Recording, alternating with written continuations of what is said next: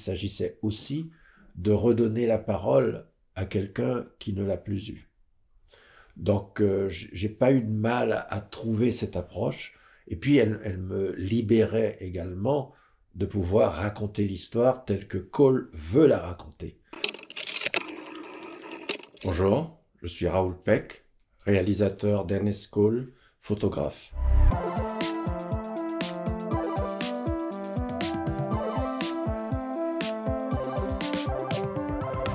My name is Ernest Cole. I was born March 21st, 1940, in Pretoria, South Africa.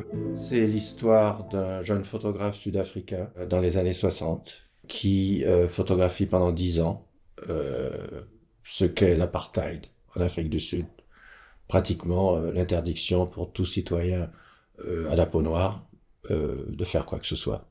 Donc il a photographié clandestinement pendant des années, et ensuite il s'est échappé d'Afrique du Sud et débarque à New York, où il va publier son premier grand livre de photos. J'ai pris connaissance des photos d'Ernest Cole très tôt dans les années 70, quand j'étais étudiant à Berlin-Ouest, et on se servait d'une partie de ces photos dans le combat anti-apartheid, justement. C'était une génération assez active. L'Afrique était en train de se battre contre la post-colonisation, contre encore certains pays colonisés, dont l'Afrique du Sud, bien entendu, puisque l'apartheid, c'est une sorte de colonisation. In the 60s, every day, every hour, despite the dangers, I photographed apartheid without stopping. Et ce n'est que bien plus tard que j'ai redécouvert ces photos, j'ai redécouvert le livre House of Bondage, qui est ce magnifique et bouleversant livre de photos et de textes d'Ernest Cole, qui vont aussi faire l'ossature du film.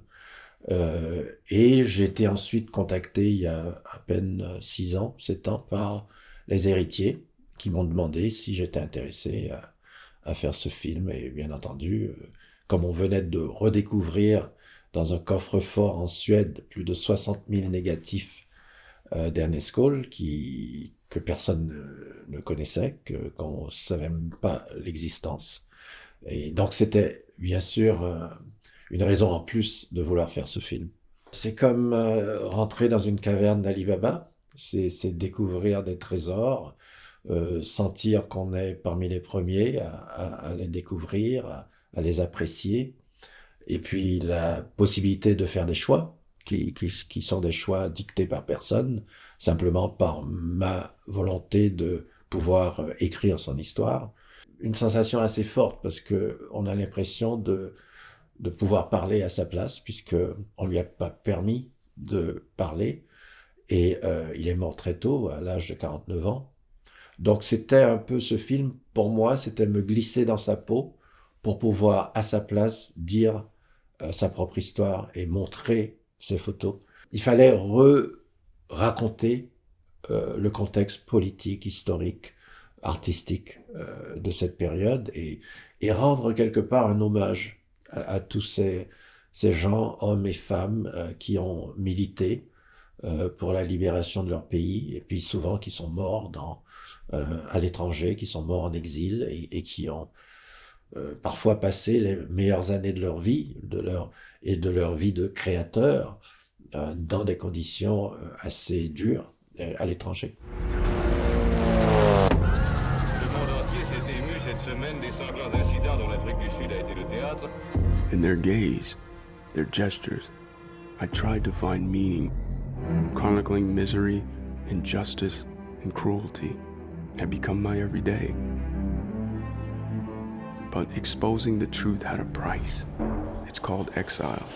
Une fois que la décision est prise, que c'est Cole lui-même qui raconte son histoire, il fallait faire le choix d'une voix. Il s'agissait aussi de redonner la parole à quelqu'un qui ne l'a plus eue. Donc j'ai pas eu de mal à trouver cette approche, et puis elle me libérait également de pouvoir raconter l'histoire telle que Cole veut la raconter. Donc il fallait absolument que Cole retienne la direction de sa vie, les récits qu'il voulait raconter. Et pour cela, son livre, House of Bondage, était parfait. Dans ce livre, il y a toutes les grandes lignes de sa pensée, il y a toutes les grandes lignes de son regard sur son pays, et puis il y a aussi cet aspect important qui est sa volonté de documenter la condition humaine. Et lorsqu'il en parle, il ne s'agit pas que de l'Afrique du Sud. C'est vraiment un artiste qui a envie d'explorer le monde, qui a envie d'aller partout et qui au final ne pourra pas. Donc c'était important que cette voix ne soit pas une voix de narrateur, c'est une voix de personnage. Donc le point de départ c'était la version en anglaise, puisque c'était elle qui était forcément la plus authentique, puisqu'on voit Cole parler de lui-même dans sa langue. Et donc j'ai choisi l'acteur américain Lakeith Stanfield pour faire la voix originale anglaise. Et puis pour le français, c'était plus facile que je la fasse moi-même aussi, puisque j'avais la musique des textes dans ma tête, j'avais le ton, j'avais les émotions, puisque c'est des émotions par lesquelles je suis passé dans le montage du film lui-même. Lakeith, je lui ai demandé, voilà, tu es Ernest Cole. Tu peux pas avoir une distance entre la voix et le personnage. I thought I discovered a new world, one of liberty and equality. From New York to the south of the United States, I photographed these bodies, these looks, caught furtively on the move. However, a reality dawned on me. In South Africa, I was afraid to be arrested. In the United States, I was afraid to be killed.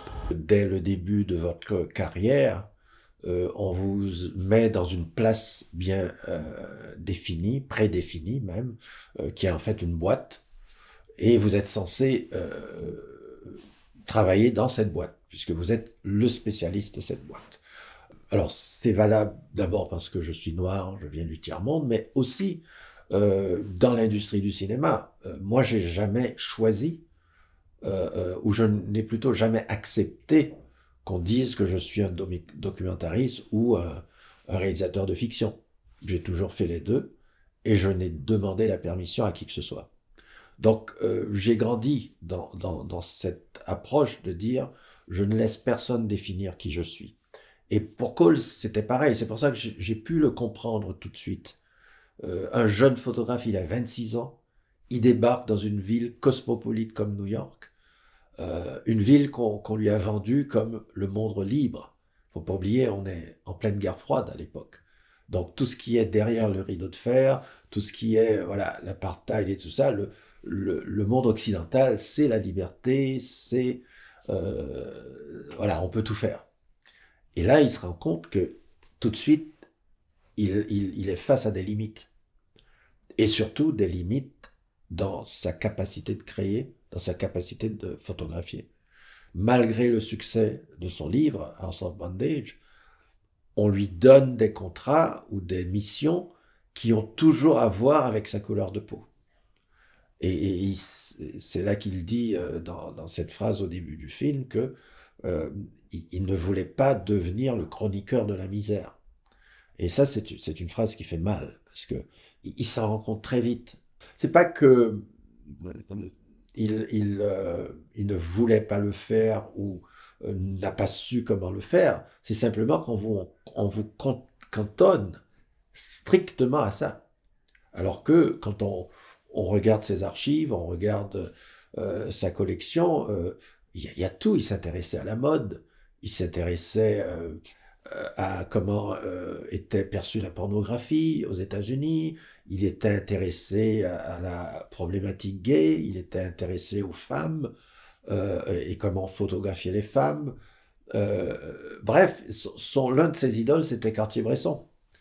Or, on sait que Cartier-Bresson a voyagé dans le monde pour photographier la condition humaine, que ce soit en Alaska, en Amérique du Sud, en Chine, voilà. Et lui, il se rend compte, il arrive dans un mur que lui, il peut pas faire ça. Alors qu'il a du talent, alors qu'il a du succès, alors qu'il est censé être dans un pays libre, et pourtant, il ne peut pas. Donc c'est le début d'une sorte de désintégration qui va être accentuée par l'exil aussi lui-même, parce qu'il est finalement très isolé dans un monde qui ne l'accepte pas tout à fait et où il n'a pas, il a même du mal à trouver ses pairs. C'est-à-dire, c'est pas qu'il est intégré dans un milieu de la photographie. Non, il est transparent dans ce monde-là. But I never ceased photographing, even for a single moment.